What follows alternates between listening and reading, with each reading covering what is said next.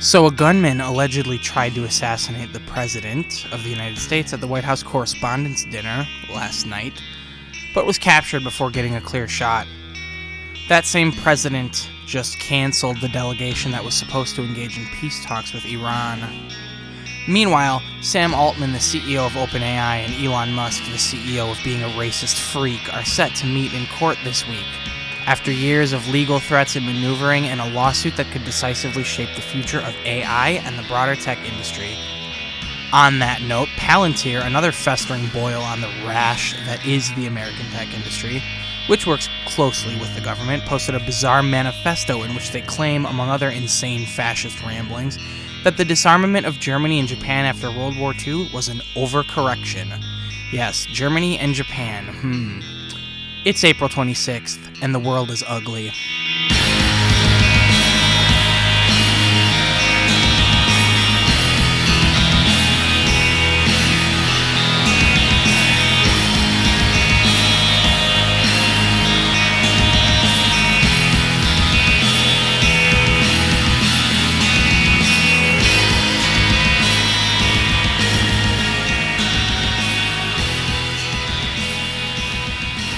If this is the first episode you're listening to, congratulations on either starting at the beginning or starting in chronological order. That's pretty cool. This is the first episode of the World is Ugly podcast. I will be your host, Christian Chocolis. If you're listening to this and it's the only episode or one of the only episodes that exists, then you probably already know who I am, because I can't imagine this podcast becoming immediately hugely popular and people just finding it and listening to it. So if you're listening to this right now, you probably either are an online friend of mine, or you know me from, Red Star Ministry, or some of the game development I do, or just, maybe we're mutuals on some social platform. Whatever the case may be, thank you so much for being here. This is a new podcast that I am doing for a couple of reasons. So I have experience making a podcast. I am one of the co-hosts of the Red Star Ministry podcast. Red Star Ministry is a revolutionary Christian organization, and we do a podcast, but one of the things that frustrates me about doing that one is that I have collaborators. So, when we want to do episodes, and this is not to throw shade, because this is on me as well. But, when you do any creative project with other people, you have to coordinate schedules, you have to find times that work together, you have to make sure everybody's on the same page, and you have to, build a rapport and chemistry with co-hosts or with collaborators, and it just makes creating anything much richer experience, and you can create some beautiful art and other stuff. I don't know if podcasts are art, but you can create things that you couldn't do by yourself. At the same time, it makes it take longer and presents a lot of challenges. So I wanted a podcast that I could just do whenever I feel like it, however I feel like it, and that's what this one is. The theme is going to basically just be whatever I feel like talking about that week or month or 2-week period, however often I end up doing this. I'm hoping to do it pretty frequently. But, I have a lot of interests. I am the archetypal jack of all trades, master of none kind of a person. I write fiction. I write nonfiction. I am a game developer. I have a game called Spellblade: Vengeance of the Witch Sisters that is in development, but you can play a free demo on Steam. I am involved in political activism. I'm a teacher. I do a lot of things. Lots of things. I'm probably forgetting about something. So I want a place where I can talk about all of that stuff, switch back and forth, combine, do an episode about game development, but also loop politics into it, or religion into it, or history into it, or, some other combination of all of these disparate interests. So this podcast is going to be kind of a grab bag. I don't know how people are going to respond to that, but I listen to a lot of podcasts. I like to put them on while I'm cooking, or while I'm, in a long drive, or, doing housework, laundry, folding clothes, things like that. So it's kind of cool to have podcasts where you just like the people and the format, and they talk about different things and you learn things from it. So that's what I'm hoping this will be. But one of the things that kind of annoys me about content creation and just kind of like being a person in the world in the 21st century is the, like, how do I want to put this? The constant insistence on positivity all the time and optimism. And I don't even want to call it like false positivity or even really toxic positivity, because I don't think what I'm talking about necessarily always spills into toxic positivity. But look, the world sucks. We all know it sucks. There's a lot of fucked up shit going on, and I think everybody is feeling it to some degree or another. And I don't know, I just, the stuff that resonates with me the most when I listen to it is not the people who are always trying to see the silver lining and always trying to convince us, like, but you know what, things aren't as bad as they seem because this, and this, and let's look on the positive side. I do think a lot of people genuinely need that and respond well to it, but I don't. There's that lyric in the song Bittersweet Symphony by The Verb. I'm gonna look it up. I can just look things up now. That's another thing. I can do this podcast however I want. I'm sitting here recording this, and I just bumped my microphone, leaving that in. This is going to be a warts and all podcast. Let's see. Let's look up the lyrics. The Verve, Bittersweet Symphony lyrics. There's a lyric that I come back to all the time that I think kind of gets to why I'm going to be doing this podcast the way I am. It says, I just don't want to get it wrong. I know what it is. I need to hear some sounds that recognize the pain in me. That's the lyric that I'm thinking of. And so what resonates me when I listen to like a video essay or a podcast episode or an interview is like, people who are going to be like, you know what? Yeah, this shit sucks. And like, I'm pissed off. That's what kind of speaks to me and makes me feel like seen and heard and makes me feel like I'm not alone. So that's going to be kind of the like tone of this podcast most of the time. I'm not going to come on here and just give you feel-good stories. It's not here to be cozy. It's not here...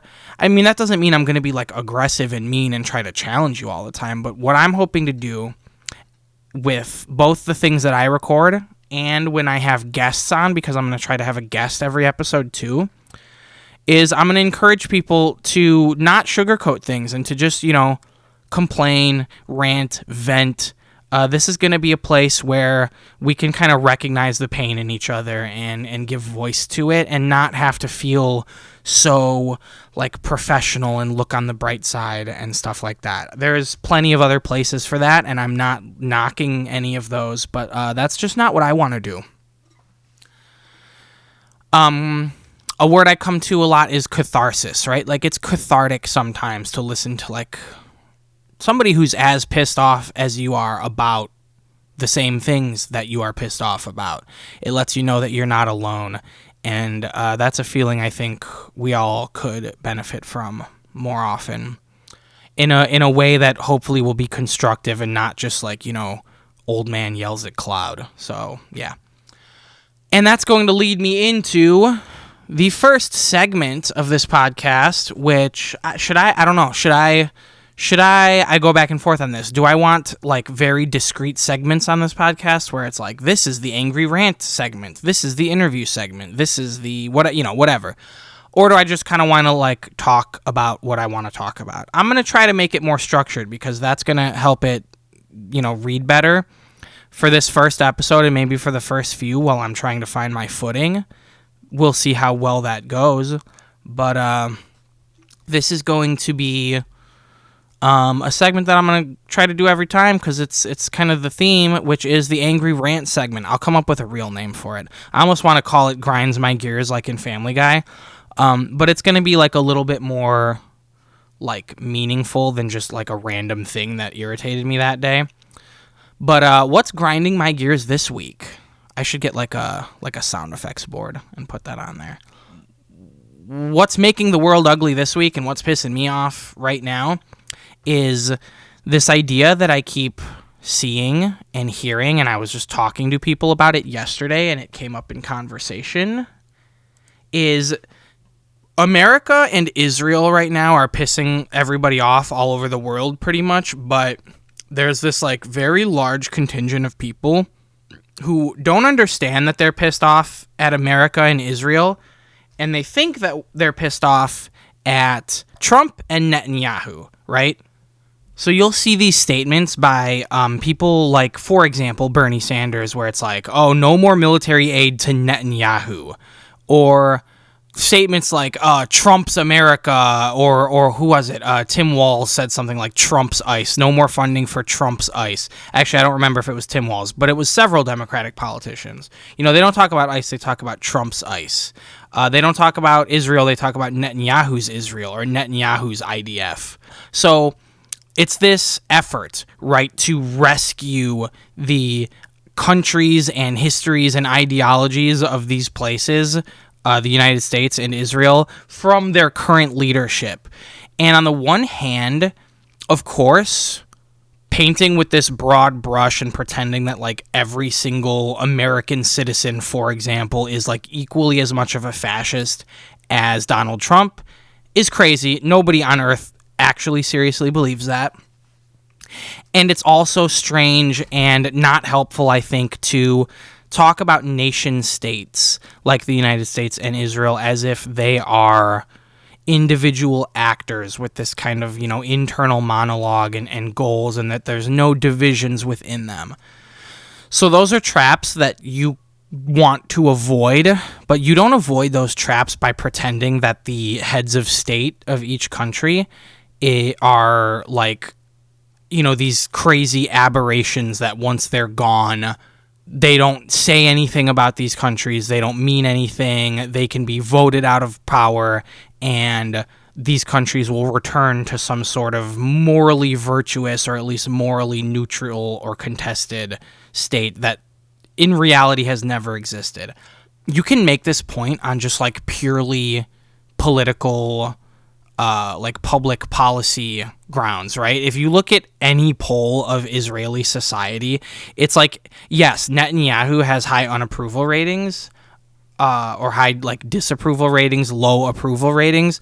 But if you ask the majority of Israeli citizens, do you support the genocide in Gaza? Do you support expelling all Palestinians? Do you support the greater Israel concept? Do you support conquering South Lebanon? Like, overwhelmingly, the Israeli populace is like, yes, we absolutely support all those terrible things. Same thing, America is a little bit more complicated. I don't think many of Trump's policies, for example, his ICE raids, and the way that ICE has been deployed in American cities, I don't think those would crack nearly the same approval ratings that like Israel's genocidal shit does in their public opinion polling. At the same time, tens of millions of American citizens absolutely do support these things. And that's why they voted for Trump.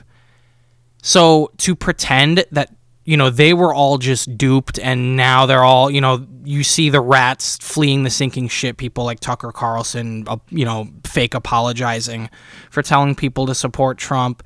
And there's this instinct now to be like, well, Trump has lost all his support of his base. People are waking up and now all we got to do is get rid of him. No. Whatever some people's reasons are for jumping away from the Trump administration, I think it's very clear that the Trump second-term presidency is crashing and burning, and people just want to get out of the way of that and try to rescue some sort of future political relevance.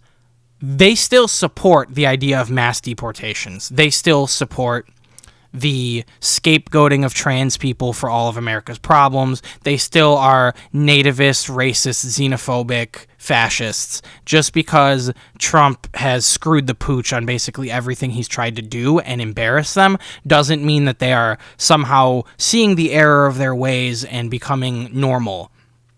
So these problems speak to a deep rot at the heart of American and Israeli society that you cannot solve by kicking out Trump or Netanyahu. And if there are not major political movements to not only get rid of those individual leaders, but also change the political system such that leaders like them can never take power again. I'm going to speak more about the American context here because it's where I live and what I'm familiar with, but most of this applies equally well to Israeli society.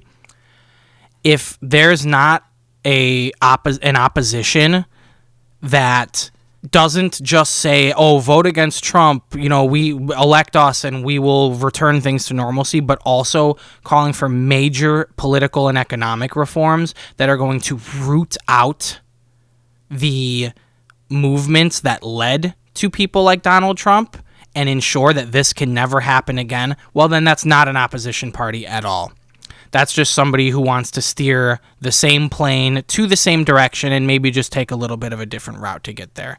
If you vote Trump out and elect some milquetoast Democrat who's going to come in and just proclaim a return to normalcy and not punish the people who put Trump in power and instituted his policies and advanced his agenda and changed the systems that he took advantage of, the media systems, the political systems that he and his movement took advantage of, and then also challenge the economic base of this society that leads to fascist movements, then you are going to end up with a worse Trump in 10 or 20 years. We're going to be right back here, except it'll be somebody more competent. So if you have found yourself in that position of saying Trump's ICE or Trump's America, Netanyahu's Israel, whatever it is, wake the fuck up. People, individual leaders, do not move and shape politics to the same degree as social and economic forces.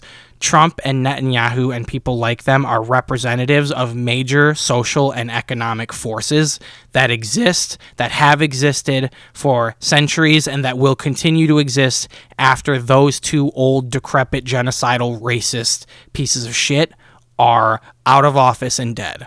That's what we need to be looking to for the future when we oppose the policies of these governments.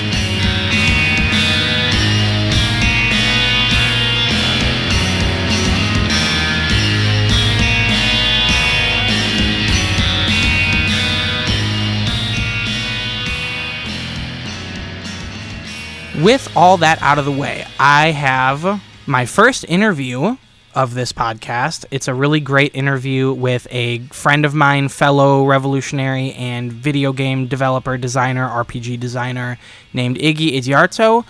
It was such a good conversation that it went on for a very long time. Hopefully you've seen the length of this episode, and we still didn't even get to everything I wanted to talk about. So I'm going to have Igy on again to talk more about his video game, which is called Romance on the Red Planet. We did touch on that quite a bit in this conversation, but we also talked about some experiences that Igy has had with the police and going to jail. He's very, very open about that, and it's very insightful and inspiring in a good way to hear about what happened to him and his partner. Is terrible, obviously, and you'll hear about that. But he really pulls some important lessons out of that I think is important for people to hear and to think about as we are considering how we want to move in the world right now with everything that's going on. So without further ado, here is my interview with Igy, part one of that. We will definitely have a part two at some point in the near future as well. So here you go. Okay, welcome to what will likely be the first interview for this podcast ever, for the first ever episode. With me today is a friend I've known online for a very long time. We have not had the pleasure of meeting in person yet, but we've been acquainted for a long time, and we have a lot in common. This is Igy Igyarto. Sorry. Tell me, how did I do on that? You did really well. It does have a letter that doesn't exist in English. That's kind of funny. I'm used to people butchering my last name, my whole life. And what's interesting is I don't think it's actually that hard, in English. But it's Greek, but it has a sound, that ch sound, that doesn't exist in Greek. So Greek people, more than anyone else, are confused when they see it, and they're like, what the hell is that? Really? That's interesting. Yeah. How did that happen? Like, is it Um, anglicized or? yeah, yeah. It's like very poorly anglicized. I think what happened was when they came through Ellis Island in the early 20th century, fleeing the Balkan Wars, they said their name, which in Greek is pronounced something like Tsiakulas, and the whiteys working there were like, yeah, I don't know what that is or how to spell that, so I'm just gonna do my best guess, and that just became my family's last name then. Yeah, I mean, I'm not 100% sure, but I'm pretty sure that's what happened with my family. Because like my dad's generation and his dad's generation say just Igyarto. Right. But I try to go back to the original pronunciation. I feel like a closer kinship to that, and I also like realize my family has been soldiers in other people's empires for like 1,000 years, Hmm. and I would like to start reversing that trend a little bit. Yeah, I mean that's a really good reason to do that. My brother, one of my brothers, I have a lot of brothers. One of them has also gone back to like the Greek pronunciation of our name in a lot of things, not like legally, but he uses it. And I would do the same, like for similar reasons as to what you expressed, right? But also having my last name the way it is be like this nonsense word, it makes me very Googleable. So like I'm trying to take advantage of that, I guess. Yeah, I feel, speaking of being Googleable, I feel so bad for Philip Brandon Igyarto, Who is that? because that he's someone I'm related to everyone with Okay, okay. any spelling of this name Yeah. is almost certainly directly related to me. It's more common here in America than it is in the present day, within the present day borders of Hungary. Um, so in both spellings. So like, but he's a scientist of some renown, Wow. and now people are gonna get uh, the angry articles about me that the sheriff put out. Yeah, we're definitely going to talk about that. I actually have a similar situation. I have a cousin. I'm the same way. Chocolus, like it's my family. That's it. You know, I have one ancestor who came here. They changed his last name to that, and that's just like the progenitor of all of us. So I have a cousin whose name is Christopher Chocolus. I'm Christian Chocolus.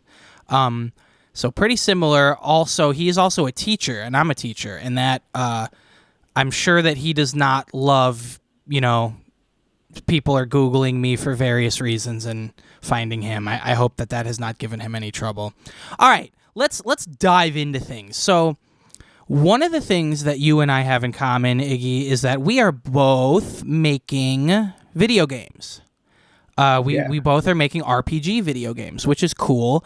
So just because it kind of came up, and I don't want to like leave anyone listening hanging, uh, you described yourself in one of your devlogs as having being under like active FBI surveillance, right? Do you want to tell us about that? Why? How did that situation arise? What's going on now? And how does that inform your artistry as a game designer? sure. So yeah, so the specific thing I'm referencing um, in that devlog video is a reporter with The Verge reached out to me, I think 5 or 6 years ago, to let me know that a affidavit for a search warrant for my Google account had like he had like been unsealed, and I actually flash that up on the screen in the video. So it was right after the Battle of Charlottesville, um, Mm, and a friend of mine was under some pretty heavy investigation for his heroic actions on that day.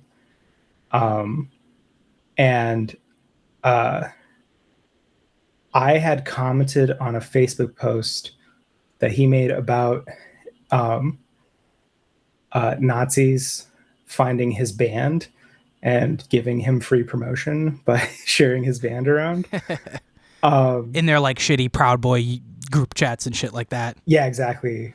Those people were like my little fan club for a couple years there. Where for a lot of my old profile pictures on Facebook are actually ones that they sent to me. That's amazing. Yeah.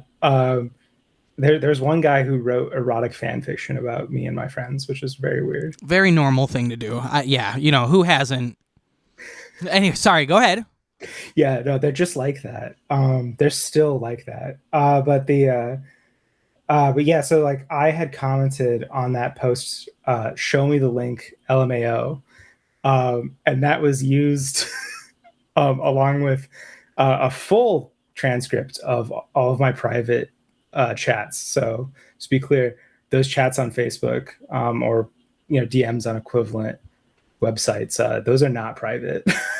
Absolutely not. If there's anybody who still needs to be told that in 2026, please take that shit to a different platform. Yeah, they're not. To be clear, like the reason why that was in the affidavit is because they did not need a search warrant; they could just read it. Yeah, so like in the affidavit, he's like repeatedly like, my years of field experience lead me to believe that this is evidence that he intended to do crimes out there that could accuse me of I think fomenting a riot. Obviously, it didn't go anywhere. Jesus Christ.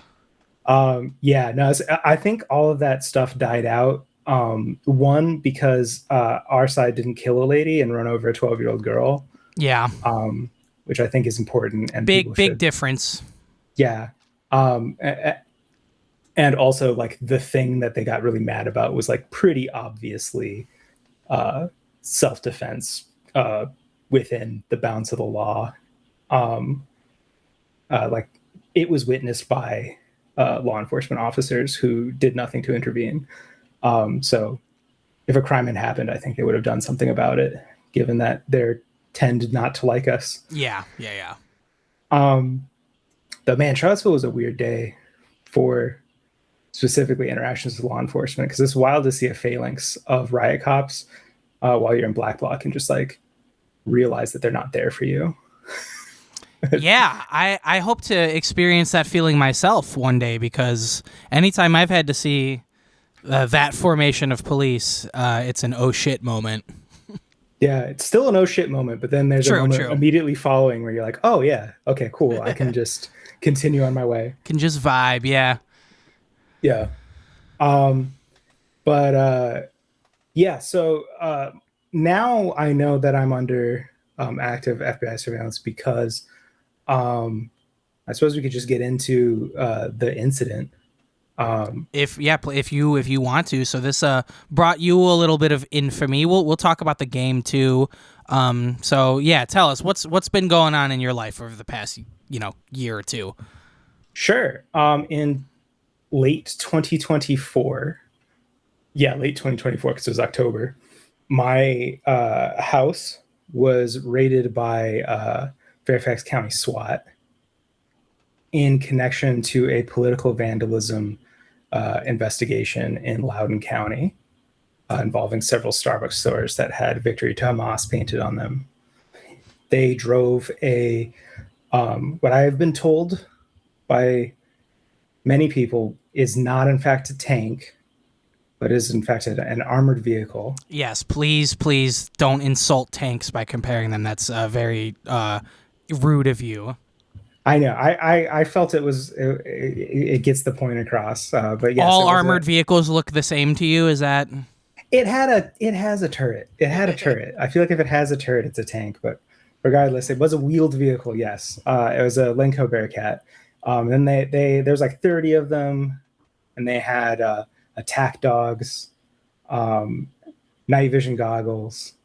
All kinds of shit. So obviously you were living in some kind of like heavily fortified compound, right? With like armed guards. You had like weapons everywhere because, if they were going to bring that level of force to bear on you, they must have had a reason, right?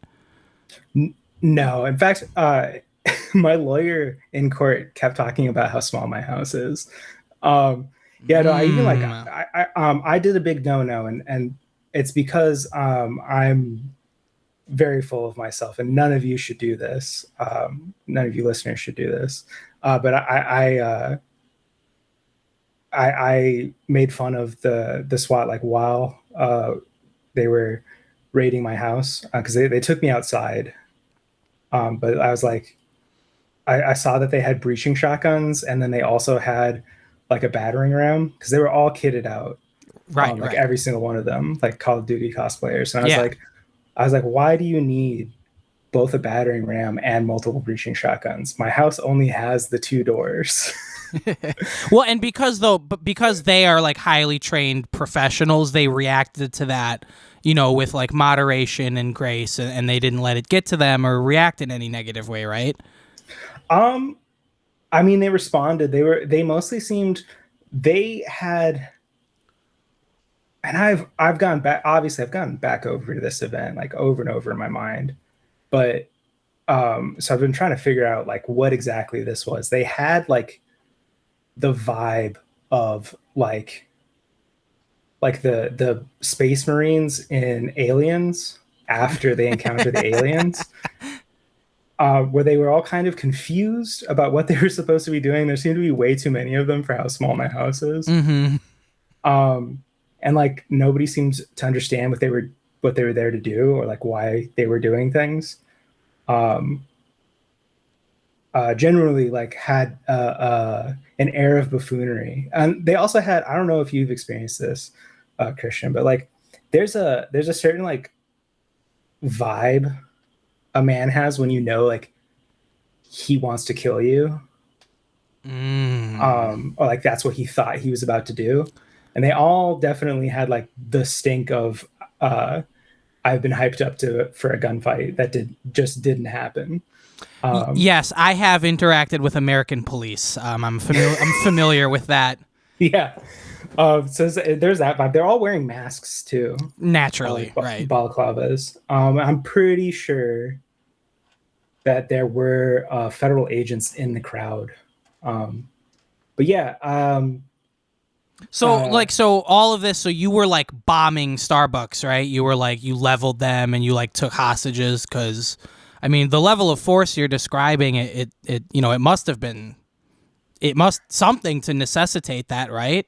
so I have pled guilty to misdemeanor vandalism, so petty vandalism of 4 Starbucks locations. From the stuff that the sheriff has put out, like because he did a little victory lap after they got me. Um, they cooperated with the feds for this, like they brought in the FBI. Mm. Um, so I don't know if it was like the number of Starbucks or if they just like the fact that uh, Palestine was mentioned, like brought in the big guns. But I did not anticipate this level of response to something that like I was pretty sure that they were going to think like kids did it. Right. Um, Like joking aside, to be clear, it was for tagging a couple of stores. Like yeah. let's be absolutely, I was messing around before, but I think it is worth thinking about. If an operation like that, you have to pay all those people, all that equipment. That's not cheap to do. To arrest one person for tagging, I don't know. I don't know how I would feel. How I feel about the country that I live in spending that kind of money and bringing to bear that kind of force for some spray paint. I don't know. It makes me feel some kind of way. Oh, I've tried to tally up how much money was spent on me.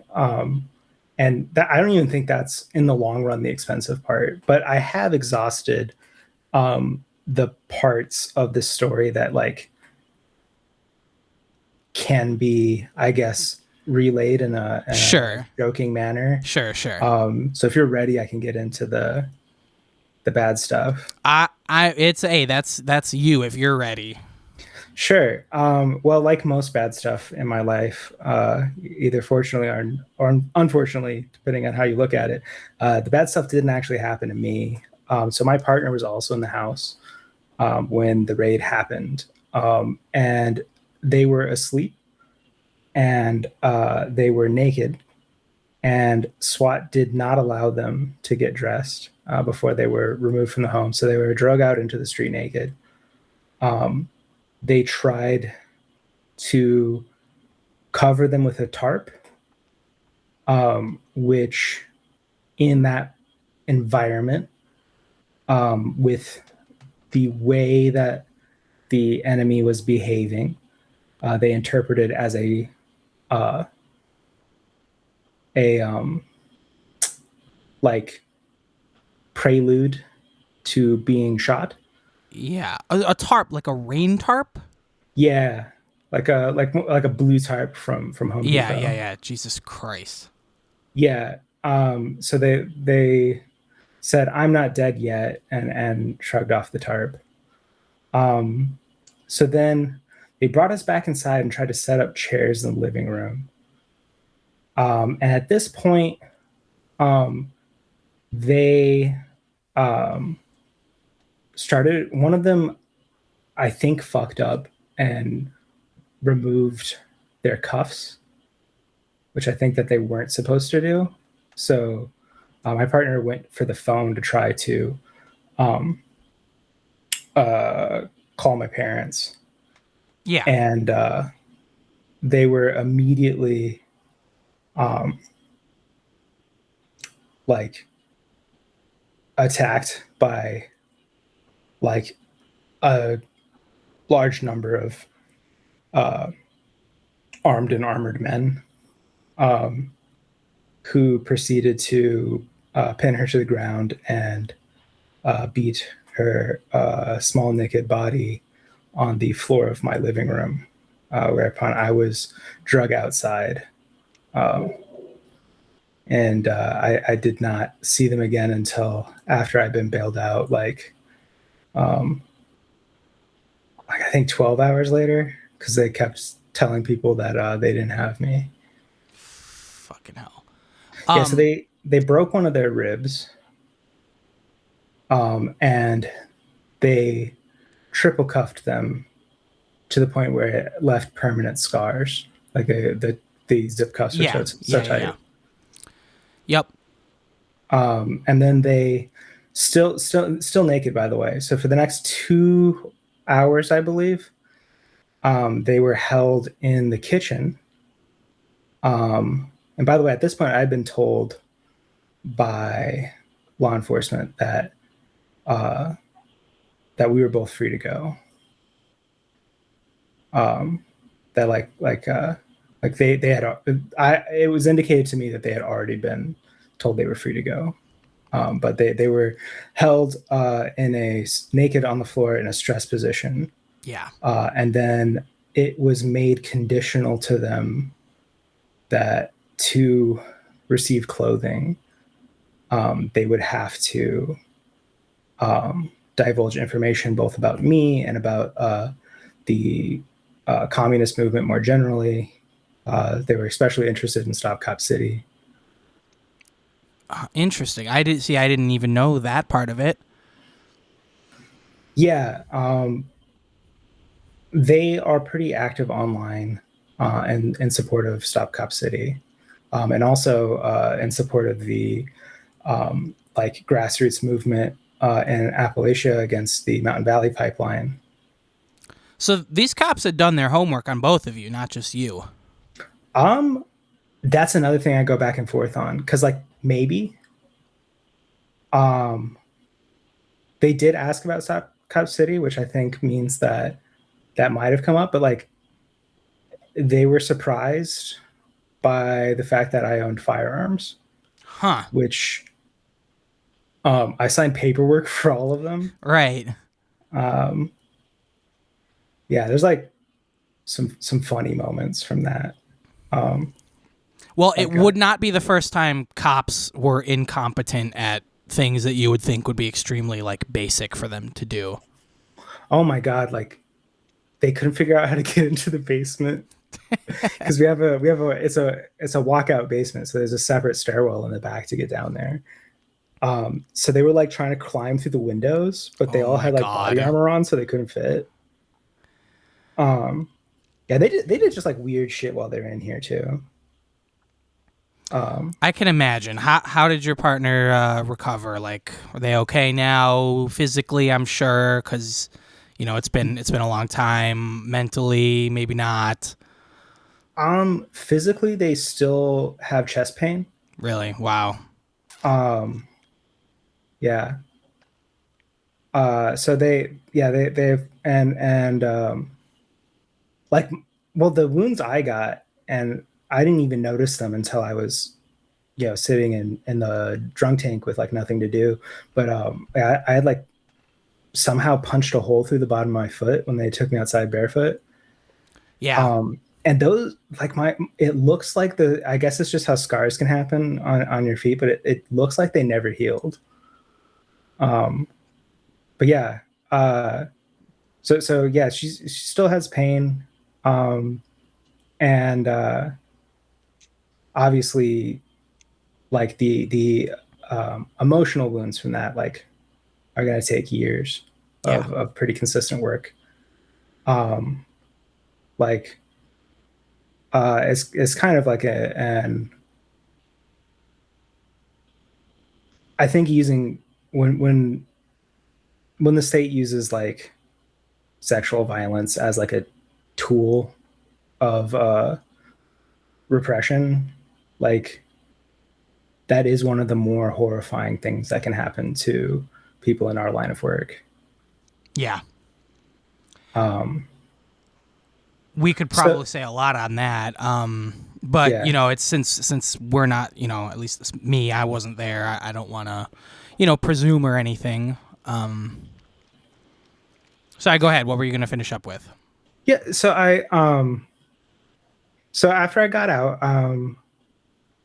I laid low on the advice of I was talking to a lawyer, trying to get a lawyer to deal with the charges I got out of Fairfax and also the investigation that was happening in Loudon that the detective let me know about, um, that like had produced the original search warrant. And a couple days later, I took my partner to get, or rather, my partner took me because they were driving to get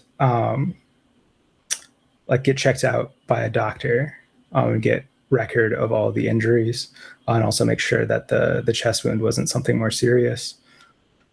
And on the way home, so this was like 2 or 3 days after the raid and the first arrest, we popped on flock cameras, and we're surrounded by Alexandria police. So, what do you mean popped on flock cameras? So, for So people who don't know, flock cameras are put up in municipalities by like municipal governments. But so how did that tie into what happened with you guys? I learned later that uh, Loudon had put out a warrant for my arrest, um, in connection to the original investigation.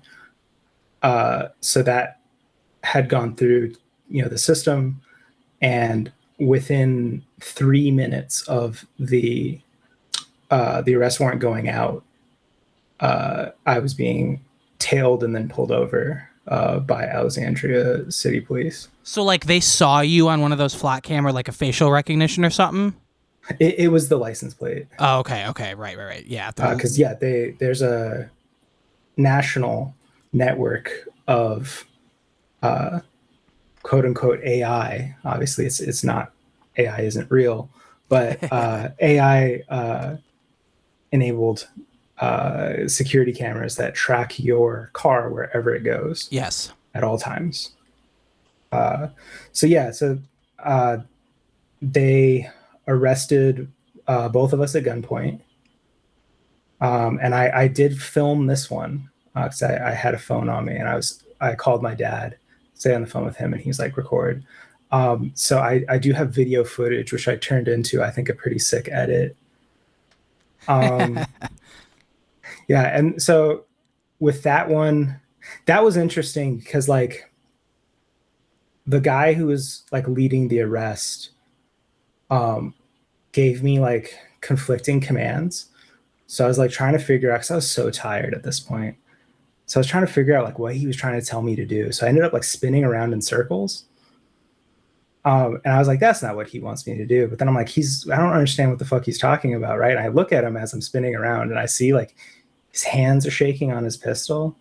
And I'm like, oh, that guy's about to shoot me, right? Because I was thinking about like, unfortunately, I feel really bad, but I forgot the guy's name. You know the guy I'm talking about. Daniel Shaver. Shaver, yeah, Shaver. I knew exactly who you were talking about. Right? Yeah. That was like in my mind. So I was like, I'm about to die. And the thing that like to the listener is like it's not that bad. It's scary at first, but then like I was like, it's all right. You know, it's like I feel like I've had a good run. This is the worst way to go out. But then he didn't shoot me, which was very surprising to me. And fortunate, yes, for all of us. Yeah, well, I appreciate that. So for listeners who don't know, Daniel Shaver, he was a man who was in a hotel room. It was 2017, 2018, somewhere around there. And a cop, he had an airsoft gun and someone called the cops because they saw it through a window, I guess. And a cop challenged him to a game of Simon Says. And if he lost, which he did, the cop fucking like just unloaded an entire magazine of an assault rifle on him and just like executed him on the hallway. So like, that's what that's a reference to. The cop was like shouting insane commands at him while he's like crawling on the floor and being like, "I will kill you," and then like he like I don't know, he moved his arm in a weird way or something, and the cop just killed him.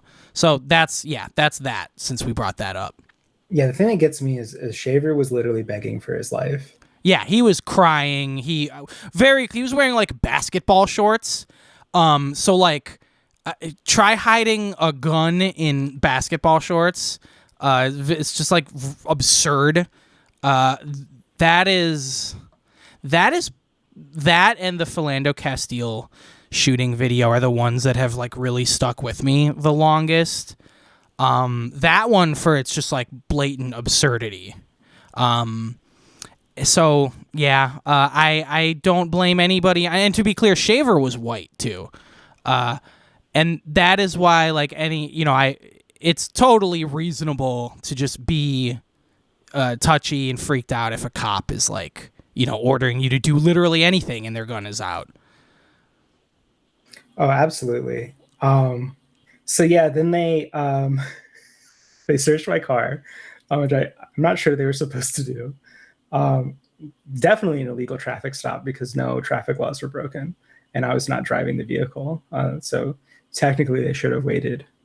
Not even technically, like legally speaking, they should have waited for me to get out of the car. They searched the vehicle and found a signaling device. So a smoke grenade. Which they claimed violated the fire code. And I wholeheartedly disagree because it does not produce a flame because fireworks are illegal in Alexandria city limits. Okay. But also you weren't, like using it. Like no, like the reason it was in the car is because like when we were doing a road trip, my partner and I saw like someone who had like somehow fallen into like, those like deep, it's not like a culvert, but like it's a super deep like gorge with a pond in the bottom. Yeah. On like exits. There's a guy whose like truck was in there. Like a ravine, I guess. Yeah. Yeah, like a ravine. So his truck was like in there and like a cop was standing over him, like gesturing like, what the fuck do you want me to do about it? Like trying to figure out how to get the car out.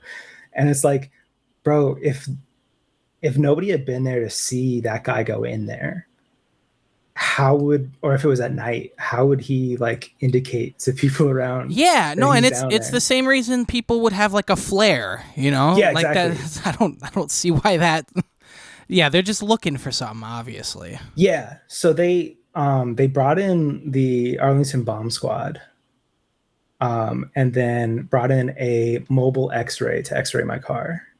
Um, Is that somehow not like if they do that, do they somehow not need a search warrant?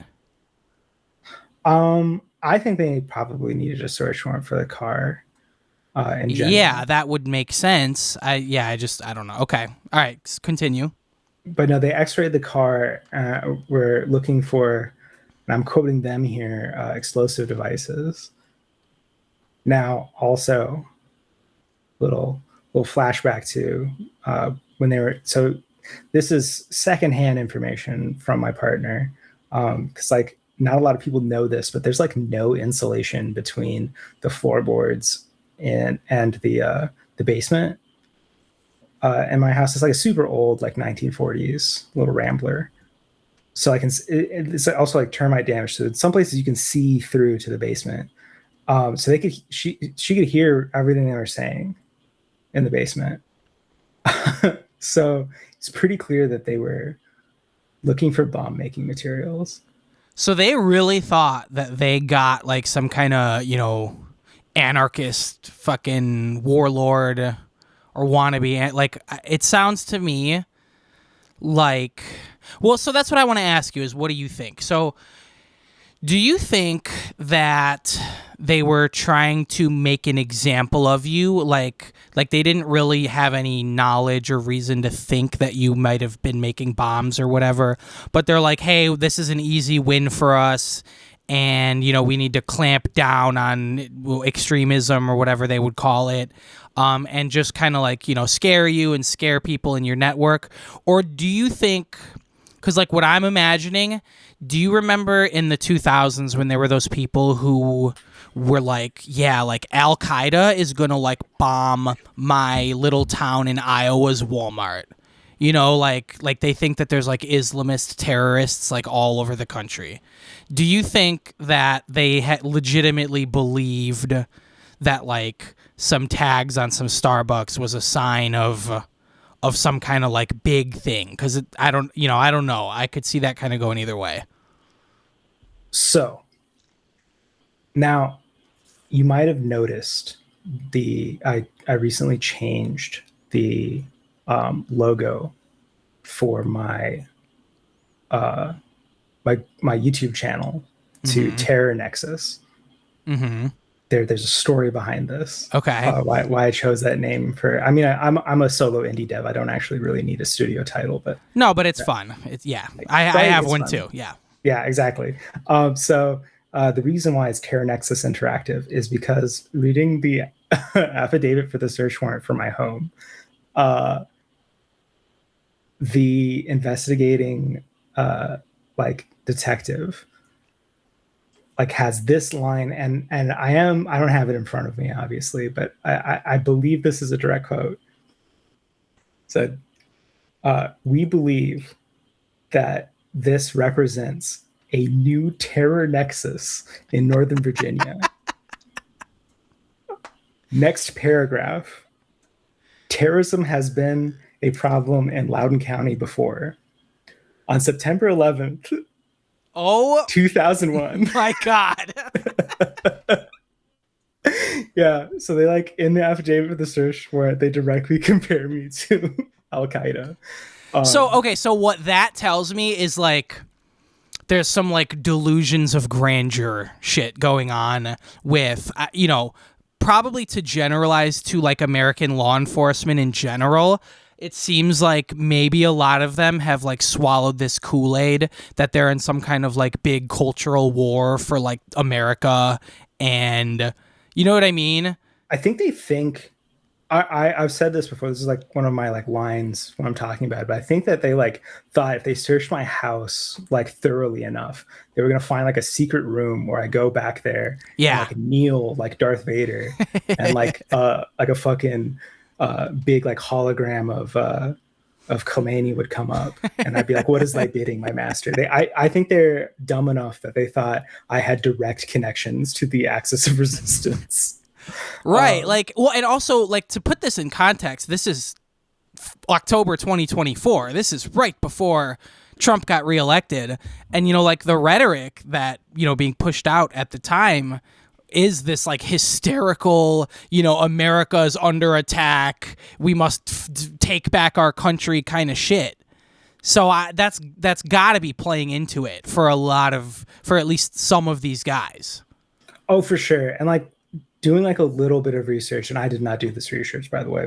My partner is a like researching phenom. So she found out that we're not even like the only people this happened to. So like there's the GMU kids that had something very similar happen at their home.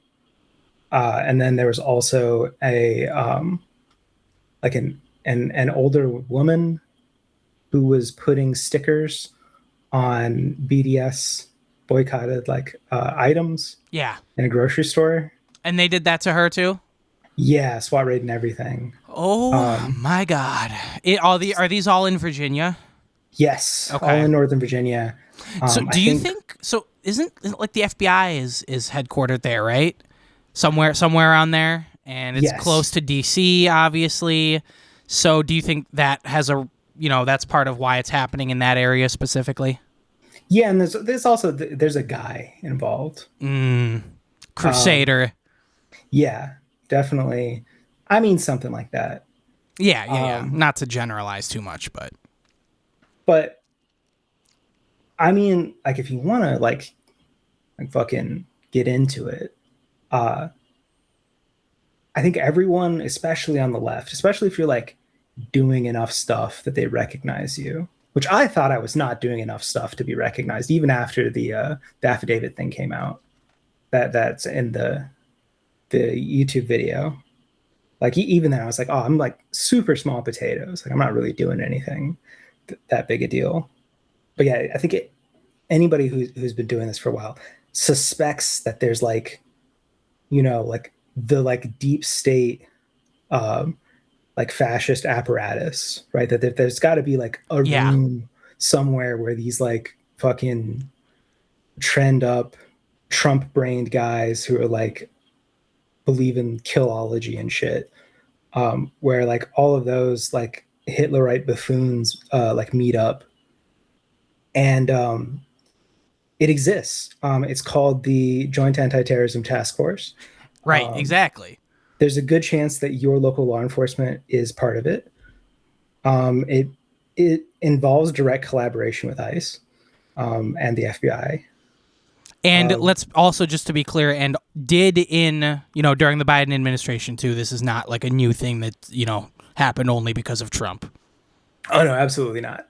In fact, Trump's making it harder he has caused far more pig on pig crime than I think we've ever had in America. I just want to in regards to that, it is absolutely true no matter how small potatoes you think you are. And look, like I've been involved in like explicitly communist organizing for about 10 years. I have not done that much. I've done some things that I can talk about and maybe a couple things here or there that I can't. But for the most part, it's been, like very above ground legal stuff under my own name. I don't hide who I am. And it's not like very few actions that I've taken have been like directly threatening, not even to capital as like a system, but like even to any individual. And like, I know for a fact the FBI has their eyes on me. And I know that because of like multiple things that have happened. I've seen it with my life. I could go into it later, but I think part of it is there's just not that many like revolutionary leftists in America. There's probably more than we might think. I know that at least like on Left Book, which is kind of where I met a lot of people, including you, Iggy, like I have like a few hundred friends on there, and it kind of seems like we all know each other sometimes, at least like a core like 70 or so of us. But like, maybe there's a few thousand like actual real revolutionary communists in the United States, like ready, militant, stuff like that. So it's not that hard for them to just have most of our names in like a dossier somewhere. And like, if one of those names comes up in some kind of search or background check or law enforcement pull, it just raises a flag and the FBI sends someone to go like look at it and talk to whatever agency is inquiring about us, because I know that's what's been going on with me. Yeah. Um, that's definitely part of it. And I mean, I've been I've been maybe less than careful. Sure. I've been pretty like I've been antagonistic towards Secret Service.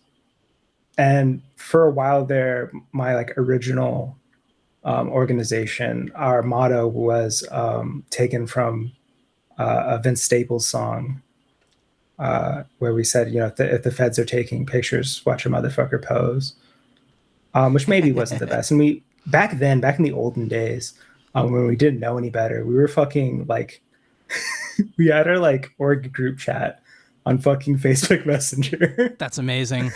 Yeah, we just didn't give a shit. Yeah, so like, yeah, like the thing where we accidentally ran the blockade, um, like the Secret Service cordon at a Biden fundraiser. That probably got my name shared around. Yeah. You know what it was for me? And it's so something so stupid too. This was like before I was even really calling myself a communist. I was still like socialist at that point. But I was in that stupid Democracy Spring thing that who was that guy who ran for president as like an independent in 2016? I forget his name. But he was like a professor. But like he was there, and like Cenk Uygur from TYT was there, and it was that like dumb like nonpartisan march to end money in politics in like 2015 or like maybe early 2016. And I went to that and got myself arrested at the Capitol, and like that definitely got my, they definitely took everybody's name and just put it on a list, and then so like, damn, if I was going to get on their radar for something, I wish it had been something better than that. Yeah, I mean, I don't even give a shit about Starbucks, to be perfectly honest with you. Yeah. Like, I stand by most aspects of the event in question. But my PO, like when I did my like intake interview, was like, was it worth it? And I was like, no. Right. Yeah. What kind of question is that? Because she was asking if I think we got the point across, and I was like, well, like Starbucks did feel it necessary to like comment on it, but I was like, would I trade a year of my life for a statement of non-intervention in the Arab-Israeli crisis from a coffee retailer? No, absolutely not. It's a terrible trade. Well, we live and learn. Yeah. Yeah, no, if I had known that the feds cared about spray paint, I would like not have done that. And to be honest, it's not even something like the type of thing I usually do. It wasn't my idea. Um, but yeah, it was very eye-opening. I mean, that's what I've told everyone, including like the judge when they like asked me about it. I'm like, it's an eye-opening experience is how I describe it. I'm sure that went over real well with their honor. Oh, so the judge not on the other, because they've piled. I got 5 felonies, 3 misdemeanors out of this, and across 3 counties, which I feel like is they were just I on the day of the second arrest, I'm like, okay, I see what they're doing. They're just trying to like overwhelm my my ability to deal with this stuff. And also to chill anyone who you might be in any kind of network with, right? Like, oh, absolutely. Like you are, other leftists, other activists, other organizers, and they're hoping that people that know you will see that and be like, ooh, you know what? This is too much. I'm out. Yeah. Of course, the opposite has happened. Right. Because they don't know who they're dealing with, clearly. Exactly.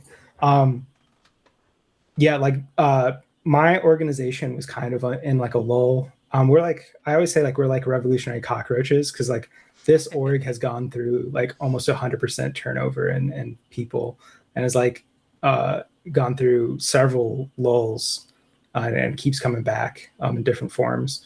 But so it was kind of entering in one of those periods before this happened. And to be honest, like my own, like, you know, morale and like belief in the cause was kind of like flagging. I was becoming doomer pilled.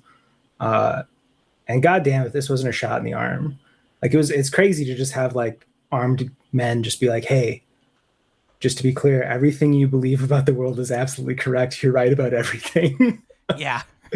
Because it's like, also, it's like, I try to be, I think the one of the most like seductive vices for people in our line of work is, of course, like main character syndrome. So I've always tried to be like very clear, both with myself and with other people, that like I'm not the guy. I'm just a guy, right? And then it's Right. wild to have like federal agents and shit be like, this is the guy. Yeah. I think a better like attitude to have towards that is like, like we should be willing to take turns being the guy, because like everybody wants to be Lenin. Nobody wants to be, well, not nobody, but most people don't think of themselves as like, one of the thousands of nameless Bolsheviks who, toiled for years or decades trying to make a revolution happen and then got, shot in the streets by fascists, and nobody remembers their name today. But like without those people, nothing ever would have happened. So, yeah. Exactly. I try to meditate on that with some regularity. Okay, so you did go to jail or prison. I don't know. I know that there's like a technical difference. Jail or prison? Which one were you in? I went to jail. Okay. So typically, and I'm not sure if there's like other stipulations that cause this. Like, you're only really going to stay in jail for like a year, and if you're there for longer than a year, they'll move you upstate or like up the road. So like in general, jail is like less serious. It's most of the people in there is going to be drunk driving or drunk in public, or like drug related stuff. And then prison is, everyone there is going to be there for like a while, right? And that's where you've got like lifers mixed in. So like people who are like never getting out. Yeah, and even people on death row potentially, depending on your state. Exactly. So like in general, from what I've heard from my folks who've like been to prison, and like from talking to people in jail, like prison is like nicer. Like you get real clothes usually. Things tend to be cheaper. At a commissary, you get your own TV. Yeah, well, because they know you're going to be there for a while. Exactly. I do. I have also been in jail, not for very long, but and I know that it's different depending on county, state. At least here, jail is like at the county level. So we have one of the biggest jails in the country, if not the world. Where I live is Cook County. And I also have done a lot of volunteering with our jail support group. And like people get out of there with nothing. Mm-hmm. Like they've got absolutely nothing. And that's kind of why jail support exists. And they'll just they'll let them out at like 2 a.m. And it's like -10 degrees outside, and like the buses aren't running. They're like, bye, good luck. So what I will say is they didn't do that shit in Fairfax. That's good.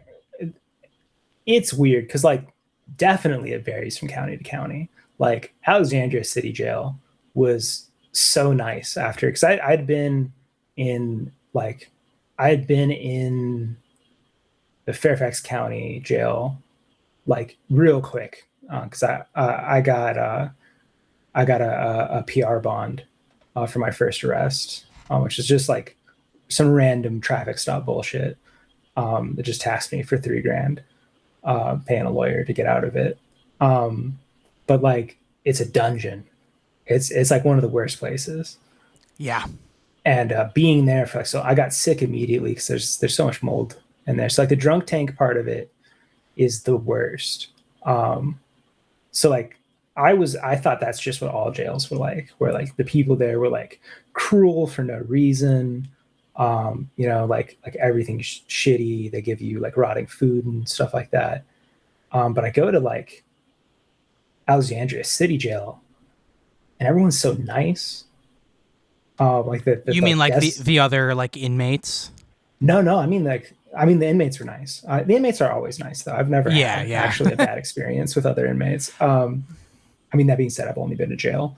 But the the deputies in Alexandria City were like genuinely very kind. And like I felt like a beat dog because I kept like flinching, thinking something bad was going to happen. Because like they just like had me sitting on a bench. I wasn't even cuffed, right? They had me sitting on a bench, and I was like, I feel like somebody should be doing something with me right now. Like it feels weird to just be sitting here. And then the guy like looked at me and he's like, "Oh." He's like, "You're probably hungry. You haven't eaten today, have you?" And I was like, "No." And he's like, "Here, let me get you some chow." And he like gives me like cookies. I get an apple. And then he's like, "And don't worry, you can just get up and get water whenever you want." I was like, "I can just get water, right?" And he's like, "Yeah." He's like, "Oh, let me give you a cup." He like gave me a cup. And then they every time I thought someone was coming over to do something like bad, they were like, "Do you want to get a book?" That's amazing. Yeah, no, so it was really nice. And they were the other inmates, like one guy kept like yelling, and like I was like, "Uh-oh," right? I'm like, they're not gonna like that, right? And it was, and it was a black inmate, so I was expecting something bad to happen, right? Because I think white deputies. So I was expecting something bad to happen, and the guy goes, like he knew him, so he's like, I forget the names, but he's like, "All right, stop yelling." And I was like, "Oh, here it comes." And he goes, "I'll be with you in a minute." And I was like, "What the fuck?" Because like Fairfax was so bad, and like to be clear, to be fair, I mean like I think I have had bad luck with Fairfax deputies because they're they're people, they're doing a genuinely evil job, but they are just like guys Right. at the end of the day, right? So like that's like as part of it. Like I feel like one of the best experiences for my long stay on in jail was like being able to have political analytical discussions, and just like how easy it is to talk about things. Because like my second stint in jail was in Fairfax. Sorry, my second stint related to this investigation, right? Sure. Because I spent 4 days in Loudon for the spray paint, and then the other stuff was 30 days, which was actually voluntary on my part, as part of the deal I secured with the Commonwealth, which is really weird when it's just like I'm actually voluntarily here because I volunteered to have my bond revoked for a period of 30 days. Can I ask like why? What's the benefit of that? So my it's because I'm very lucky. Like I've been telling people, I'm glad out of all the people they picked to make an example of, they picked me because I'm a hard target. My dad loves me very much. My dad has done very well for himself since I moved out. So we were able to. I actually hired the lawyer that represented the DC snipers. Jesus. Yeah, which I didn't know when I hired him. We just hired him because he had was like one of the best lawyers in Northern Yeah, I'm Virginia. sure he wouldn't want to put that on the billboards. No, because that guy did get executed. But yeah, he said he's like, I don't want to get the media involved unless they get the media involved, right? But he's like, if we do have to talk to the media, that's something I've experienced with. And I thought he was talking about like local news, but he meant like Jay Leno. Right, right. No, not Jay Leno. Larry King, right? Yeah. Yeah, Larry King. He's on Larry King. It was crazy to me, but yeah. So he put together this like weird deal. So I end up on I'm on probation for until the end of 2027. And I have like a shitload of community service hours that I actually am so behind on. It's really bad. Get Uh, on that. I do. I know. Everybody's telling me that, and I deserve it. They should tell me more. But yeah, they and then they weren't going for it. Specifically, I guess the detective wasn't going for it. Because my lawyer was like, this is really hard because he really fucking hates you. Yeah.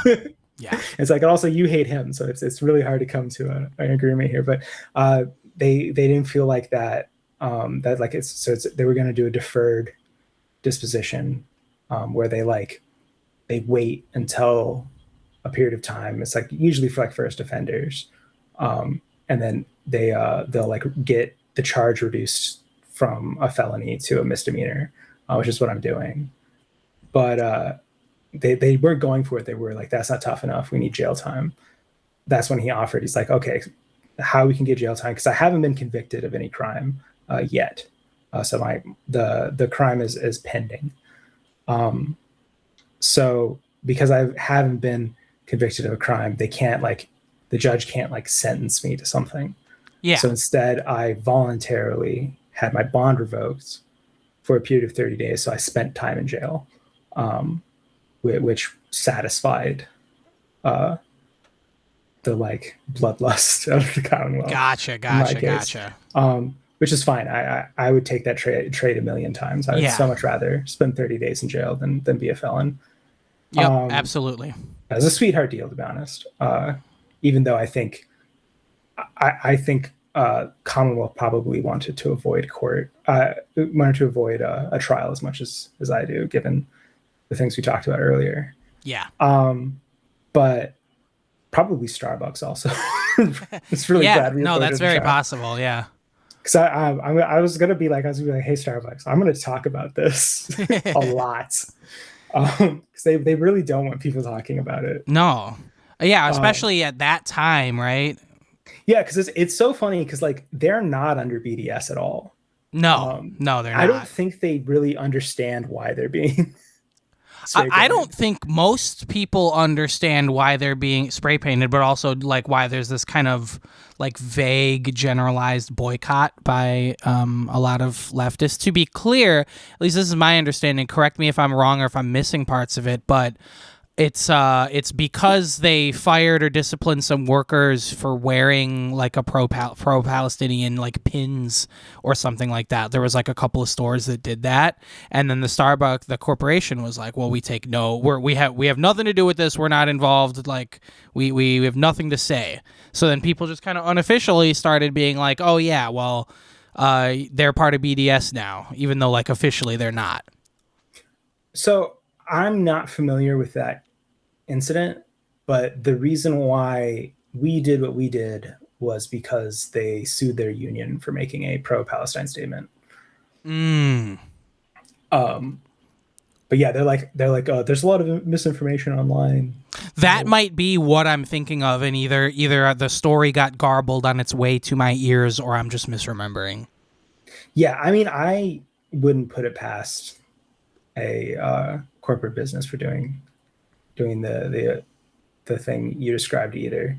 Yeah. But yeah, so well, so you talked about like inmates that they're nice everywhere, and that's basically been my experience. I have some limited experience in that world, honestly, more with jail support. With like, so what I would do is give people rides home when they're getting out, because like I said, the jail just like spits them out onto the street. So like we wait there and we give them a bottle of water if it's summer, or like a blanket if it's winter, and like, hey, do you need a ride anywhere? And since I have a car, I'm one of the people who gives the rides. So it's essential work, by the way. Honestly, if you're not doing that, or if someone's not doing that in your locality, do it. If you're in Chicago, I don't know, message me and I will direct you to the jail support group. To be clear, I volunteer with them sometimes. I am not an organizer. I'm not like in any position of importance there. It's just something I've given some of my time to over the years. And I recommend you all do the same thing, because it's really eye-opening, and it's an invaluable experience to get to talk to people who have been inside that world, if you never have. And that's what I kind of want to ask you about is like, aside from one guy who when I was going into jail for like a very brief stint, he asked me how long I was going to be in for, And I told him like probably, not very long. I don't want to get into too many specifics, but he's like, well, if you were going to be here for any longer, you need to cut your hair. And I was like, cut, why do I need to cut my hair? Is me being stupid and naive. He's like there's people in there who are going to really love your long, luscious hair. And it's just fair warning, cut your hair. So that was the only time I ever was involved in a situation like that where I was like, shit. But other than that, like, yeah, people in there have issues. People are going through bad times in their lives, but like, they're just cool people mostly, I wasn't, to be fair, I wasn't around any like rapists or, murderers or anything, but I don't know. So tell me, do you have any good stories about any of the people you met in there? How much interaction were you allowed with them? How did you come away from that? Sure. So like the thing is like with me is something that was really important to me is when I was arrested the first time when I was younger on the like traffic stop thing, I was surrounded by people less fortunate than me, less privileged than me, who were like having a much worse time than me. I felt like I was walking a tightrope and like watching people just fall off on either side. And like it was just over for them. So I was spooked. And I didn't say anything the whole time I was in there. Right. I didn't talk to any of the other inmates being processed. And I felt ashamed of that for like a really long time. So I made up my mind this time that like, and it's something I try to do everywhere I am at all times. So I was like, I'm going to propagandize, right? I'm going to make sure I talk to people. I'm going to make sure I tell people about like the IWW, Incarcerated Workers Organizing Committee, which organizes incarcerated workers along like industrial union lines, and talk to people about like the Black Panthers and stuff like that, and talk to people about Kevin Rashid Johnson, right? I was talking to people about that, and I think how interesting the reason I was in there was that like people that kind of helped with getting people like interested in conversations about that kind of stuff. And I was surprised by how many revolutionaries were just like in jail. Yeah. So, I mean, like there was, they were passing around a copy of Blood in My Eye. The Blood Book. The Blood Book. Yes. And I had actually only read excerpts from it for our political education courses. And never sat down and read the whole book, which no idea why I made that mistake. To anybody listening, that mandatory reading, like read it. Unquestionably, put it at the top of your to read like leftist theory books. Yeah. Sorry, go ahead. Yeah. Yeah. It found its way into my cell. So I was reading it. And I let me tell you, life-changing experience to be like sitting with my little cup of instant coffee, during one of the lockdown times, just plowing through that book. I think I read it in like half a day. I read a lot of books in there. That's like really, really lets you catch up on your reading. Yeah. But I came out and gave it back to the guy who gave it to me. Who I forgot his name, unfortunately, but he gave me like the vibes of like somebody who would be called like Tex in a in like a Stephen King book. Oh yeah, that too. Yeah. So he's very funny, very like low key guy, very like sharp, acerbic wit, but. I handed it back to him and I was like, that was life-changing. And he looked at me and he's like, it is invigorating. Yeah, that's how I would describe it. It's invigorating. Yeah. Definitely read it. It is not a boring book. I'll say that. No, and if you get into that point, like you mentioned earlier, and like this is something that I've struggled with, but if you get to that point where like it kind of feels like the struggle is pointless, and you're, a little George Jackson will put you right back on the right track. Oh, absolutely, definitely, definitely jump definitely jump to the top of the list of personal heroes of mine. Um, so yeah, like I ended up trying to set up a little like Marxist study group. So I had folks send me like revolutionary literature because I realized they weren't actually screening for that. They're really only screening for pornography. That's so Um, funny. It's honestly, yeah, it's funny to like that they would. I was gonna say it's like weird that they would just let you guys pass around blood in my eye in a jail, but they probably don't know what the hell it is. Honestly, because that's one of the things we'd always talking about, and like I think like one of like my comrade who's still in, by the way, shout out Bam. Um, but yeah, he was talking about it as like I think he's like I think it's just because they like don't they're not like worried about it really like us staging an uprising or something, because it's like the conditions aren't that bad, like they're not great, but it's not bad enough to where like that would be something that might happen. um but still the defining characteristic, not just of like I'd say the deputies, but also like everyone I interacted with from law enforcement this entire time, like the defining characteristic that defined like the way that they moved and acted was fear. They're so afraid. Which is another thing, if you're feeling kind of doomery, your enemy is so afraid of you, and he's exhausted. He's more exhausted than you, and his morale is in the toilet. Um, yeah. Since 2020, especially, that was the first time I kind of noticed that. There were not to. I don't know. You know what? Go ahead, continue. But yeah, but yeah, so anyway, so yeah, I thought maybe they just don't know what it is, but like they kind of know what Marx and Lenin and Mao are. And I got I just did like I was like let's get all of that shit in here, right? I was like state and rev, obviously, right? On contradiction, oppose book worship.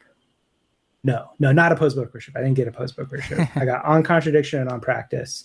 I got um, uh, state and rev. I got imperialism, the highest stage of capitalism.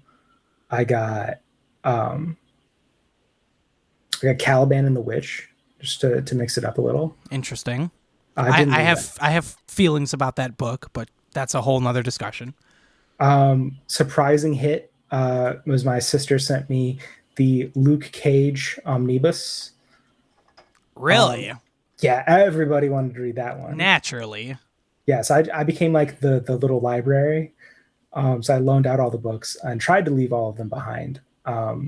With so like it's funny. I the one like fight I got into where like there's two times where voices were raised and things got tense and like the deputy came over. One of those times was, and believe it or not, I think this would be very funny to the people who like are like my ops in government who hate me. Is I got into a fight with the Muslims because I was combating anti-Semitism. Yeah. Because they were talking about like Judeo-Bolshevism and shit as like talking about why they don't like God damn it. socialism. Yeah. So it was so funny too because I was like, because I was talking about how like I was like, the conspiracy theory you're talking about has like been debunked by Hassan Nasrallah, right? And the guy was like, oh well, like I hate Hezbollah because they've killed so many like Muslims, specifically, like the freedom fighters in Syria, Right. right? And I was like, wait a minute, those guys are controlled by Israel, Yeah, like right. in real life. But anyway, so that I think I made a difference because that guy on my day when I left was reading the copy of Imperialism, the Highest Stage of Capitalism, uh, Not that I'd not loaned out. not the text I'd recommend for an introduction, but I hope it reaches his heart. Yeah, no, like yeah, the other ones I had was I had The Origins of Private Property, Family, and the State, which I had not read before. That one was very interesting. That's my favorite book, like, ever. Like, It's so interesting. that is what I would recommend. Like, if you're only gonna read one Marxist book ever, I would for me, I would it would be that one. It's so interesting because it's like it's so clear like how intelligent and like prescient Engels was when he was writing it. Mm-hmm. Like he figured it out. He was getting on to something, but then how obvious also obviously he was being held back by his own racism. Yeah. Like, And also, like, just the limited, like, amount of data that it was yes. available at the time. But you know what's funny and interesting about that book is, like, I have heard, like, so many people, if you bring that book up around, like, anthropologists or, like, armchair anthropologists will be like, oh, well, like, that's been disproven, it's discredited now. Like, yeah, it was interesting at the time, but, like, it's been all been proven wrong. And if you, like, dig into that, like, that it's just not true. Like it's just a thing that people say. And, like, obviously, yes, he's writing in the 1870s, so there's stuff in there that we now know is wrong, but, like, the overall argument and, like, the thrust of what he's saying in there has never been, like, conclusively scientifically disproved the way a lot of people breathlessly claim. Yeah, and it's like he like predicts the existence of like Australopithecus and Mm-hmm. like Homo erectus just by like fucking applying first principles Yeah. to it just came out of So, uh like, to me, speculation. that is the book that really, like, solidifies Marxism as a science for me. And, like, and again, it's not because it's, like, completely scientifically accurate in every respect, but because it demonstrates how the science of dialectical materialism can be used to create, like, a theory of everything almost. And also just want to shout out a book, like a companion book, I would say, to it, which this is another one of those books that you'll see people say, like, oh, don't read Engels, read, and the book is called The Creation of Patriarchy by Gerda Lerner. People will be like, don't read Origin of the Family, read The Creation of Patriarchy. No, read both, because I have read both, and Gerda Lerner wrote The Creation of Patriarchy not to be like Engels was wrong, but, like, and she's even very clear in there that she's, like, using Engels as a foundation and just, like, modernizing, clarifying, adding nuance to everything he says in there. So if you read Origin of the Family and then read Creation of Patriarchy by Gerda Lerner, those two books together, you will understand so much more about, like, the history of humanity if you read those two books. I will have to check that out. I have Definitely been do. terrible about reading since I got out. I had all these plans. I was gonna hit the ground running, and I hit the ground and immediately fell because it turns out like you get to a certain point and you can't just like keep tanking physical and emotional damage. Like eventually you're gonna have to actually recover. Yeah. I hate to say it, and I have just I'm just taking time now. That's what I'm doing. So like real quick before we move on, I will say one of the coolest things that happened in jail is I found out how they cook in there, and I had a dish which it's like the real ones will know it. Because my boy Lou, who is like we had like a friendship that I feel like we had private rooms in Fairfax, so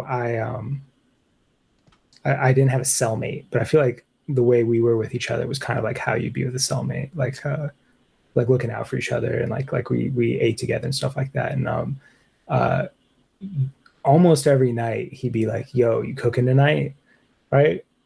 So what we do is we take our commissary and like pool it together to make like a communal meal, and like everybody would throw in something. And they made like he made this like casserole, which in some parts of the country is called spread. We called it swole. Have you heard of this? I don't think so. Okay, so it is like nothing else. Um, it's made by like, because the only thing you have to cook with is hot water out of the tap, right? And it doesn't even really get that hot. Right. So that you have to keep that in mind when you think about like what you're going to prepare for yourself. That's like not a tray. So if you So try to eat off trays, you're going to lose weight like a yeah. lot. So no grilled cheese off the radiator. No radiator. Um, so everything had to be cooked with water. So like ramen noodles are like an essential currency in jail. Yep. I Um, have heard that. yeah, absolutely. That's your bread and butter. Other than like the trays, which are primarily bread and butter. So like the swole is made by taking you cook the noodles by putting it in a big bag, and you put a little bit of water in there, and then you heat it up under the hot water for like a long time in the bag. So you have to find a bag, and then you have to save that bag, which like depending on the deputy on duty at the desk, like that could be considered contraband, which is annoying. Um, so yeah, by the way, everybody saves everything in jail. You never know Sure. like what Yeah. might be useful. I do miss that aspect along with like Turning you all into little MacGyvers. exactly. The two things I miss the most are like that, like the simplicity, right, where everything in your cell mattered, and everything was clean all the time because you have to keep everything super clean. And the other thing I miss is having folks all around, because being in a room with like 30 guys, there's always camaraderie. I do miss that sometimes. But yeah, so like you take the noodles and you heat those up, and then you take hot Cheetos or some other chips, right? And you crush those up in the bag, right? And that's gonna be your seasoning. Naturally. So you take that, and like meanwhile you gotta heat up some meat, and all meat's gonna be preserved meat that comes from a package. So it's either gonna be like canned fish like tuna, or mackerel. I think that shit's gross, so I Yeah. never ate that. But I had like taco filling, Okay. and seasoned beef. And sometimes you could also put like sausage, like a summer sausage, or Okay. No, like uh, spam. That's what I would have assumed. I don't remember there being spam. There might have been spam. I never had it. Okay. I got the taco. I got this. So I, again, very lucky. A lot of people were putting money in my commissary and getting me stuff. Like for instance, I got the fresh favorites where you can pay an exorbitant fee to get food off of the deputy chow line, like twice a week. So I was getting burgers and shit. And I can tell you, nothing hits like a burger when you're I in jail. I can imagine. Jeez. Oh, again, the onion rings they were just real onion rings. Yeah. Because like a lot of the deputies' food, it turns out, was pretty improvisational too. Like the tacos, I was like, I see what they're going for, but I don't know why you use stewed tomatoes on Hey, a taco. I work in a school. Believe me, I Oh government yeah, government food. I know. probably this literally the same stuff. But yeah, so sometimes I'd save like the boneless chicken wings you get, because you think about it, everything has to be boneless. Yep. Yep. So I'd have boneless wings, and we chop that shit up and throw that in there too. Some days, like I'd say that we were really chowing down, and then so at the end you take out, and you sort of like massage in your meat, your chips, and like sometimes you can put refried beans in there. I think you should put refried beans in there. I think it's if you're gonna cook this at home, definitely add the refried beans. It's worth it. And then two key essential parts. You got to have the ranch. Right, so you put your ranch sauce on top, and then you got to You have a just pickle. lost me with the ranch. Sorry. Oh, it's essential. It's essential. You got to have the ranch, then you got to add the pickle. Now, here's the thing. I had no idea how to do this in jail. I actually learned to cook this on the outside, Huh. and because like Lou is like his like family owns a restaurant, Okay. so like he would always end up cooking, and I'm like, we're all using all this really expensive food, right? Because of course everything you get taxed like ridiculous. Like it's like $1.50, $2 to get your single package of ramen and shit like that. So Yeah. like the whole meal was probably like, like $15 per person, right? So I'm like, we don't want to fuck it up, right? And I would hate to fuck it up, ruin everybody's food, right? But so eventually he's like, okay, you got to cut the pickle though. You got to do at least one thing, right? So I was like, okay, I'll cut the pickle. And here's the thing: I want you to think about this. You're in jail. How the fuck do you cut a pickle? So the way there's like, oh, you got like the deodorant. And I was like, no, I'm not using the deodorant. I'm using like a speed stick, right? So I Yeah. don't even think I could. I might have like thrown away the deodorant they gave me, which sucks so bad. It's not even useful. The stuff they give you is so funny. I wish I had kept more of that as like souvenirs. Like I had my maximum security toothpaste, which I thought was so funny because it's clear toothpaste. And it says maximum security on it. I was like, I should have taken that. Yeah, that's amazing. Yeah, so it's like, okay, then use the top to your shampoo to cut the pickle.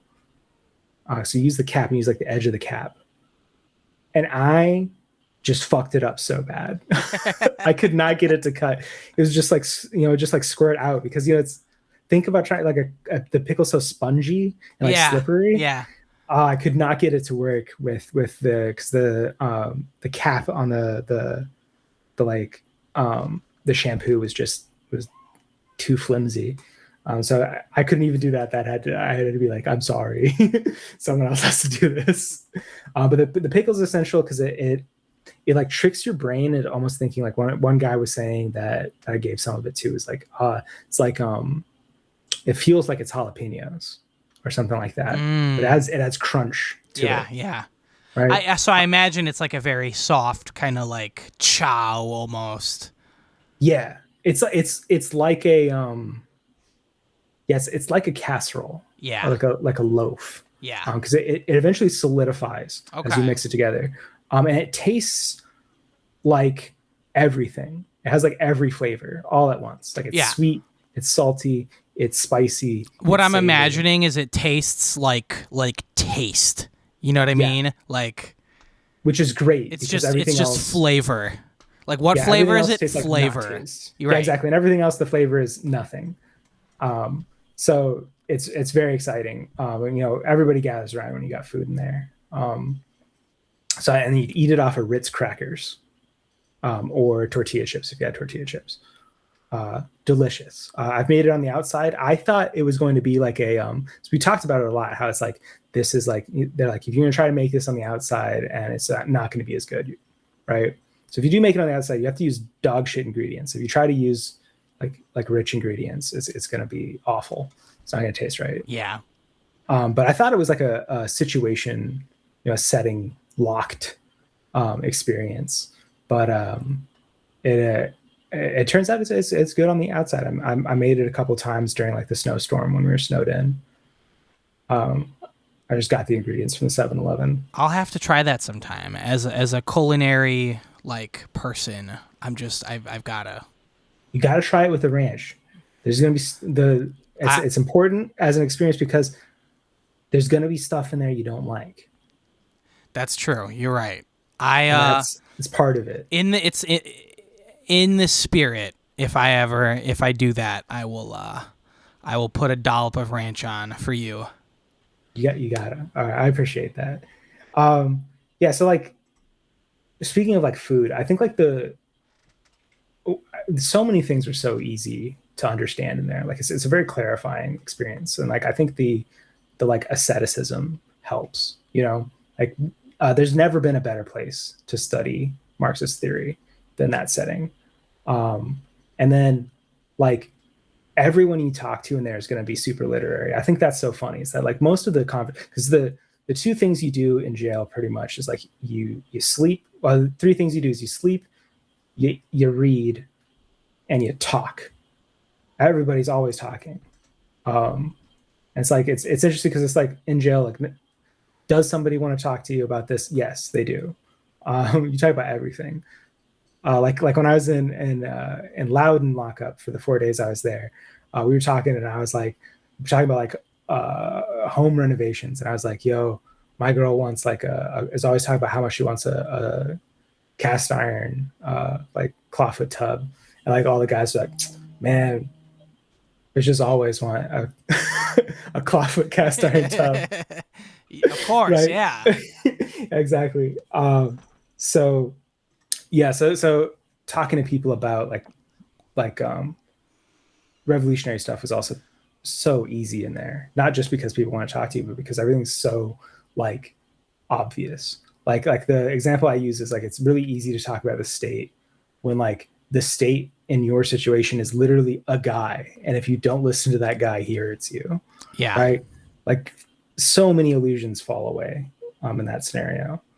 And like the other thing that became like super clear to me is this like one of the things as like a leftist, I think I don't know if you experience this, but one of the things I'm always like thinking about and like sometimes self-conscious about to a probably counterproductive degree is like how to get people to understand that I'm on their side, right? How to get people I don't know to trust me. Yeah. Um, Definitely. and it turns out the simplest way to think about it, the simplest way to do it is just to be like uh, to go hungry so somebody else can eat. That's it. It's a basic thing. The Catholics figured that out a long time ago, right? Yep. That does it. That does it. Just apply that to the situation you're in. On that'll get the point across. Because that I think that won some hearts and minds. So I spent some days where I didn't eat very much to make sure that like other people who were very hungry, because like a lot of people in jail are um, are coming down are like dope sick, Yeah. and as soon as they stop being dope sick, they're so fucking hungry. Mm-hmm. Um, yeah. And like a pack of ramen can, I don't, it can feel and maybe is life changing to Oh someone my in that god, yeah, situation. yeah. Because like one of the meals we got in there, and I mean, obviously there's worse places. Like I got the Ritz Carlton experience. Like every time I've been in jail, to be honest, like hearing about what it's like in other states and other places. But god damn, one of the meals they gave us, I was like, I think this is a crime. Like actually, like I think it was a criminal act to give this to me, because it was chicken and rice, and it looked and smelled like it was going to be really fucking good, right? But like I went to dig in and like you know like took a big sporkful of the food, and I looked down and I saw that there was like an inch of fucking cooking oil in the food. So it's basically like a cooking oil soup. Ugh. And it made me I mean, so that's like unbelievably ill. literally inedible. Yes. It was so oily. I couldn't finish it. And I was sick for like the next like day. The worst, right? So there's you're getting shit like that sometimes. Yeah. Um, and they love to give you like just barely cooked potatoes too. Mm-hmm. Uh, but yeah, so like it's like food is definitely like if you're just eating the trays, it's bleak in there. Not to like, well, so food is like, the sharing of food and who shares food with who is like one of the most fundamental like aspects of human society. It tells you so much about any given society, like who eats what, who's allowed to eat with who, what are dining customs. So like, that thing about go hungry so someone else can eat, that there's like symbolically there's almost no more powerful act of solidarity. Oh, absolutely. Like there's a reason why like original like OG like Christian services were like ritualized communal meals.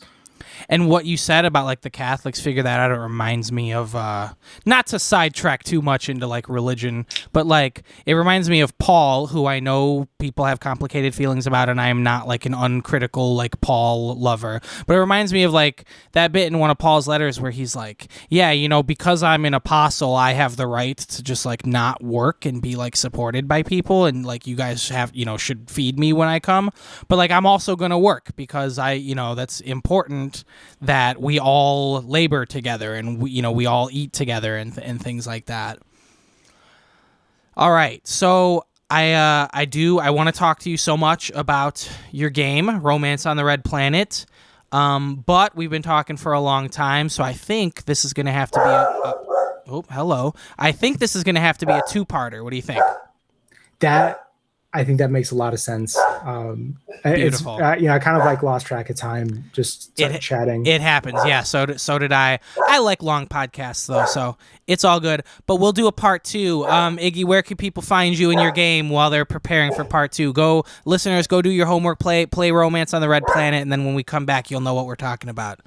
Exactly. So if you go and just Google my name, Igy Igyarto, you'll find my YouTube channel, and on my YouTube channel I have devlogs. I just released one, I think about a month ago now, teasing the new build. And if you go into the description on the latest video, or in my channel like links, there's a link to my Discord. You can find just download links to every single public build of my game, going back to when I first started putting out public builds, and you can download them and play them for free. And please do, and tell me what you think. Wonderful. All right. Well, we'll see you next time for a deep dive on the game and game design and other nerdy topics. Thank you so much for talking to me today. Oh, thanks for having me. All power to the people. Yep, indeed. Thank you for listening to my interview with Igy Igyarto. So what actually happened, there was like a whole another hour and a half of that interview where we did talk about Iggy's game, not even in as much detail as I would have liked. So we were already planning on doing a part 2. But Iggy's dog was just going nuts the whole time, and I was going to just leave it in and just, we'd have the dog as our second podcast guest. But like an hour and a half of talking over a dog barking can get a little stressful, and I have a big barky dog too, so I know what that's like. So what I'm going to do is I'm going to post that section of the interview as like a bonus on Patreon, because I'm going to make a Patreon for this podcast, I think. So that'll be a bonus on there if you want to listen to it. We talk a lot about Iggy's game and game design and RPG nerd stuff there. We also will be doing a part 2 where we will talk even more about Romance on the Red Planet. So that will be coming. If you really just like, insane, unrealistic amounts of deep dive with game devs about their RPG and stuff, then hit me up on Patreon, and you can get that bonus. That'll be up there pretty soon after this episode drops. All right. Thank you so much for listening to this first episode of the World is Ugly podcast. I have been your host, Christian Chocolis, and I'm going to leave you guys today with this. Over the next week or 2 weeks or 3 weeks or month or however long it takes me between episodes, I'm gonna gently suggest my listeners do something. It's gonna be the call to action, and it's not like buy a product or whatever. What I think we all should be doing over the next however amount of time, I want you to read something that is nonfiction that is published in an academic journal. That's something people read science and history and things like that and philosophy in like articles or summaries or posts. I want you to make an attempt to read some academic work. If you like history, look for a history journal. If you like science, look for a science journal, medicine, philosophy, whatever it may be. But go straight to the source, especially if you're a non-academic, and try to read an academic work. It doesn't have to be long. Some of them are as short as like 10 or so pages. See how that feels to you. See what you learn from it. See if it's something that's for you or not for you. But just give it a shot. All right? I will see you next time when, barring a miracle, the world will still be ugly.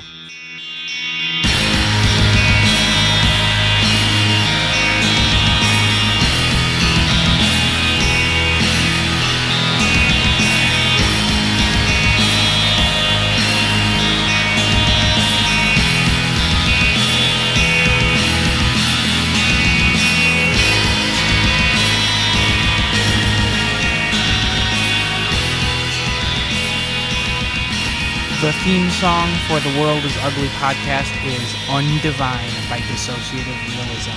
Check out the link in the show notes to all of their wonderful music.